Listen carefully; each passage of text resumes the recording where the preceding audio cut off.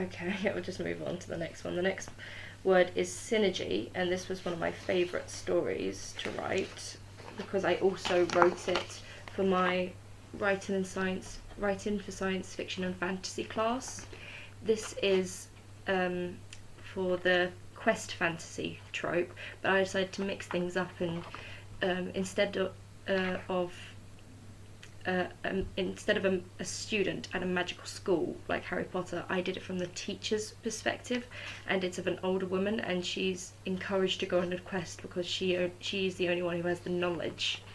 But I won't spoil it anymore because obviously I'm going to read it out for you. So yeah, this one's for synergy. Arian's head was bowed lowly over the book that lay in front of her. She sat at her desk and read her novel as she waited for her office hours to be over. Only one student had taken the opportunity and had come and gone within 10 minutes.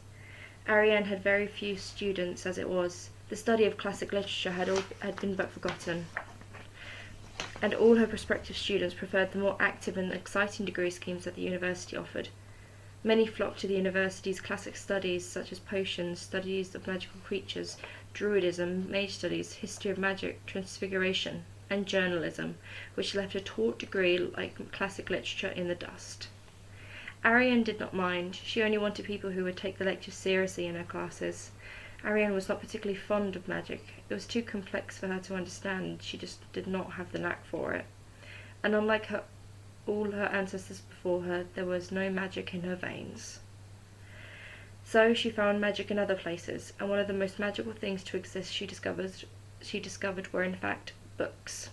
She travelled to faraway lands, met exotic people, befriended magnificent creatures, and defeated malevolent foes. Books were all the magic and adventure she needed, until she met Tristane Smith. Excuse me, Miss Magica, said the distant voice that also rapped thrice on the door.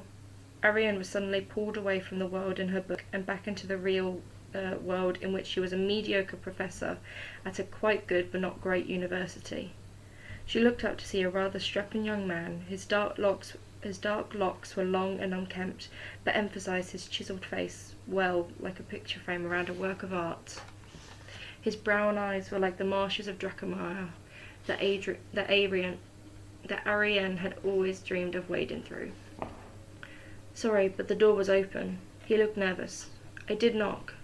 Ariane was suddenly pulled out of the stupor she found herself in when she saw his face. Yes, sorry, my fault. I was lost in my book. She tucked her book under a pile of papers. She looked at him more carefully this time and tried not to get lost. Are you in one of my classes? Because I would have remembered you, thought Ariane, as she took him all in. No, I'm not. Oh, okay, what can I do for you, Mr. Tristane? He said. Tristane Smith. What can I do for you, Mr. Smith? Asked Ariane. Well, it's more like what we can do for each other, he started. He sat down in front of her desk and looked her dead in the eyes. I hear you are the best expert on classic literature in the country. Well, I wouldn't say that. Did you visit modules on sword fighting and dueling? I'm actually not here on an educational capacity. Okay, then enlighten me. What are you here for? Said Ariane, as she leaned back into her wooden chair. As you so deduced, I am not scholarly. I am more adventurous than anything else, and I want to embark on one of the most dangerous, unfinished quests known. I want to find Mehigloth. Ariane burst out into laughter. She couldn't breathe, her side was hurting, and tears brimmed in her eyelashes and threatened to spill over. She looked over to Tristan, who was confused and offended by Ariane's reaction. She cleared her throat multiple times before she could finally find the voice to speak again. You want to find Mehigloth? The mystical land that Corone the Mage wrote about in his novels. She looked at him in disbelief. You do know that it's a work of fiction, don't you? No, I don't believe that. I believe that when Corone disappeared to focus on writing, he found Mehigloth and wrote about it in his books.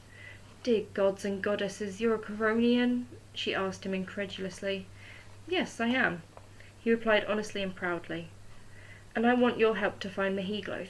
I'm putting together a company of people with important skills that would prove useful on the journey, as you know how perilous Corone described it. Well, yes, there are the 13 challenges when you enter the gates alone.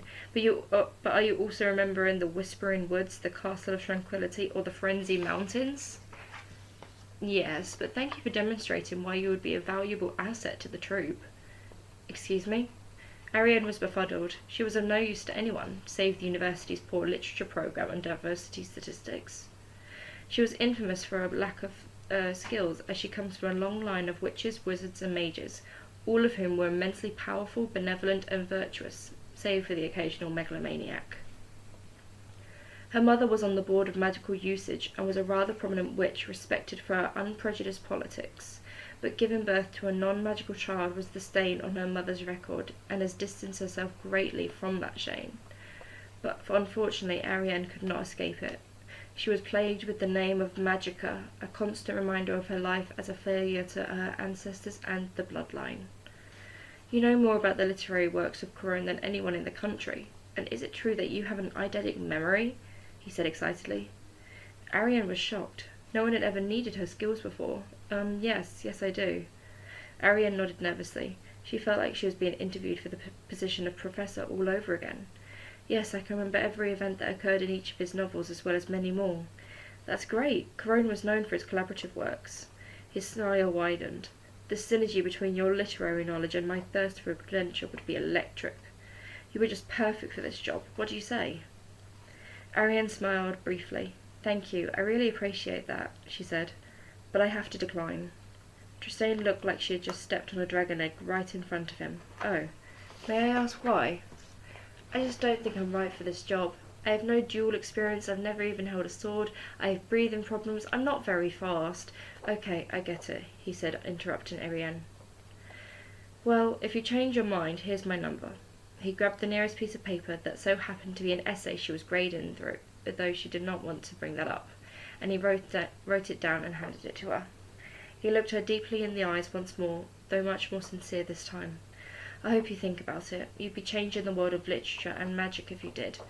Not to mention the fact that the non-magical Magica would be the one to find Mehigloth. I mean, how many of your ancestors tried to find it? 14, Ariane whispered as she stared at the number in her hand. Tressane stood up and walked towards the door. I hope to see you again, Miss Magica. Ariane looked up from the piece of paper and he was gone, and she had a decision to make. There we go, that's the end of Synergy. Hope you enjoyed that.